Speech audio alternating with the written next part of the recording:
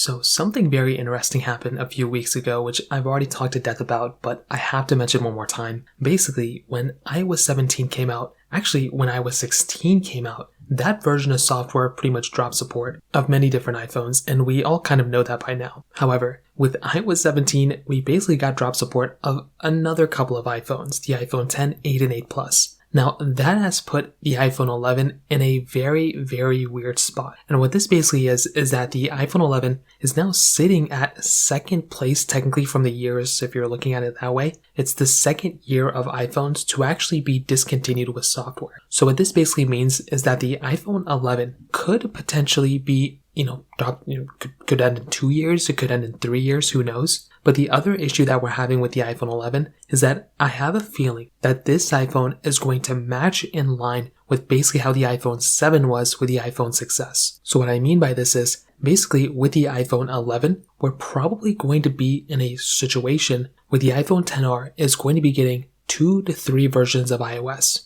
Which is great, that's awesome. But that also means that the iPhone 11 is probably going to follow in line with the iPhone XR, which I think is okay. But when we take a look at the iPhone 7, and we take a look at what Apple was basically doing with the iPhone 7 at that time, they were basically going through and kind of limiting the amount of features that the iPhone 7 was getting compared to the 6S, but they were also keeping the iPhone 7 in terms of longevity the same thing as the iPhone from the year before. So the problem that I have with this is that the iPhone 11 could potentially last as long as possible. But the problem is that because the iPhone 11 is probably going to last as long as the iPhone XR, the iPhone 11 is probably going to end off early. So the iPhone 11 has a potential of ending off earlier than it should have, but also the features that the iPhone 11 is going to be getting on iOS, the future versions of iOS, are going to be more in line with the iPhone XR than with the iPhone 12. And this was also evident within iOS 17. I noticed that there were lots of cutoffs for lots of different features, and a majority of those features that were cut off was the iPhone 12. It wasn't even the iPhone 11, it was the iPhone 12. So because of that, I do think the future of the iPhone 11